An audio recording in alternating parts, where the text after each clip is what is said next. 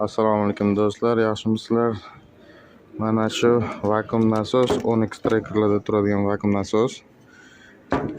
Moy almashtirishda har doim e'tiborli bo'linglar. Probega o'tkazib yubormasdan vaqtida almashtiringlar. Agar vaqtida almashtirmasanglar, mana shunaqa ahvolga kelib qolishi mumkin.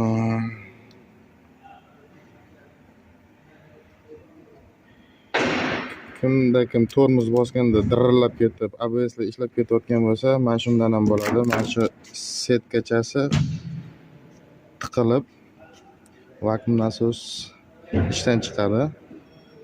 Vaqtida moy almashtirmasanglar, mana shu ichlariga mana shunga o'xshab sinib ketadi. Bu temir emas, tekstalitga o'xshagan narsa. Shunga har doim e'tiborli bo'linglar. 10x trackeri borlar.